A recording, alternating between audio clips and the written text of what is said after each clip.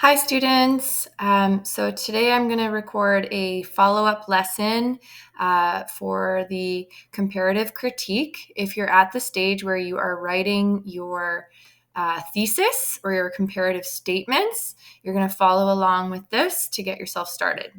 So in the past episodes, I have written the describe paragraphs, the analysis paragraphs, and the evaluate paragraphs for these two photos from Mehtab Hussein.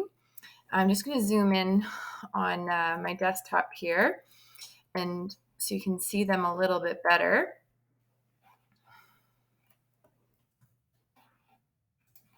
So the first photo here called Eyebrow Tracks, White Vest, and Baseball Caps is referred to as photo 1 in my appendix. And the second photo here, green chalk striped suit, is referred to as photo 2. So before I write my thesis statement, I like to make a list of similarities and differences. So I've given you two thesis frames here that you could use for your thesis.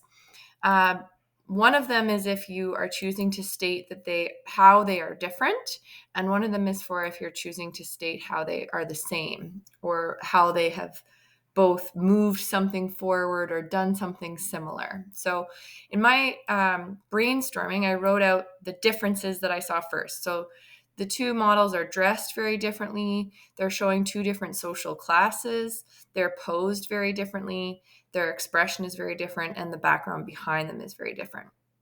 The similarities in both subjects, that they're men, Asian, British, and looking directly at the camera. And then overall, what Hussein is notable for is that he's documenting a subculture, that he is capturing these arresting expressions, and that he is confronting your stereotype as a viewer. So if I have those written out before I get started and I kind of did some background brainstorming, I might now have a little better idea if I were to choose one of these two theses to write. So for the first one, how they're different, I might say these two photographs or photos by Mehtab Hussein are different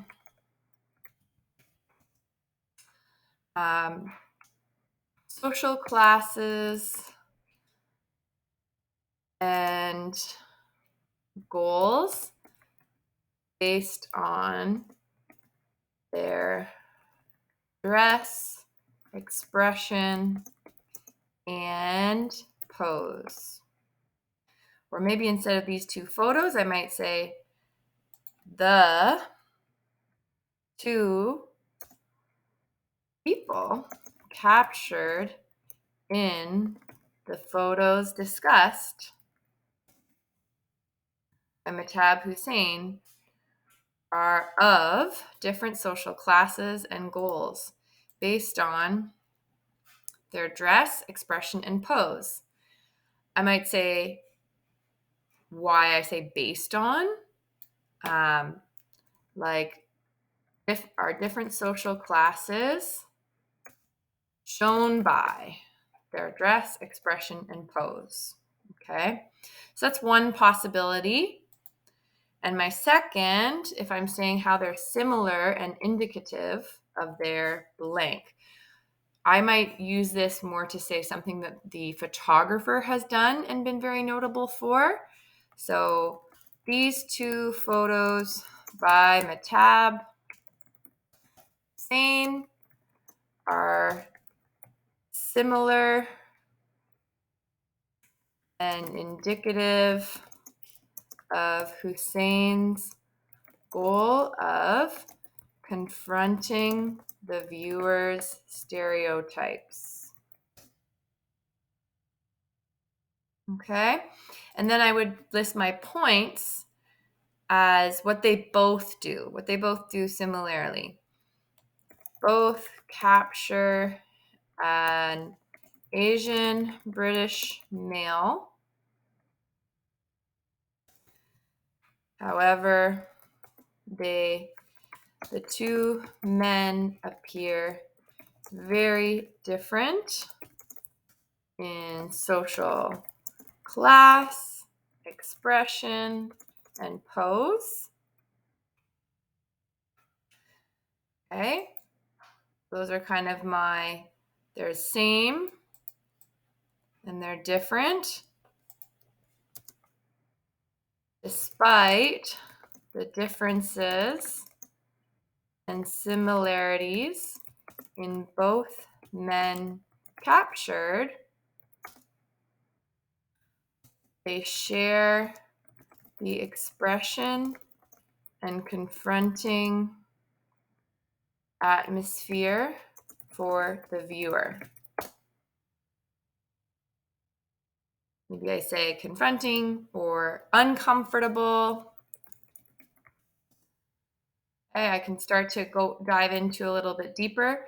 How do they confront the viewer's stereotypes? Okay. So this is just a little way that I brainstorm and get started. As I'm writing, I might come back to that first sentence a couple different times to reframe it, adjust, right?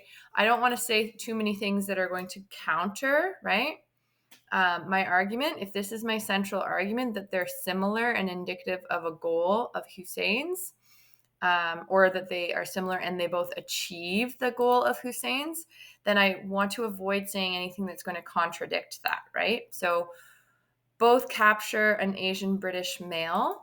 And then if I go on to say, however, they're two different, maybe I say that later. Both capture an Asian British male, a subgroup in the United Kingdom often faced with discrimination in work, life, and social spheres. Okay. Then I might be asking myself to prove that, okay, in later points. Okay, now I just want to say too, before I close out this video on brainstorming and creating your thesis, that this second half of the paper is less important to your learning in visual arts and in photography than the first half is, right? I'm assessing you primarily on your use of the critical analysis process. So the final steps of your paper, where you are saying how they're similar or how they are different, is kind of an extension of the evaluate paragraph. And it's more so something that I'm looking for you to cross-curricularly prove your learning in English. But we're in photography, so keep that in mind. The first part is a little bit more important for me, your photography teacher, than the second part. Okay.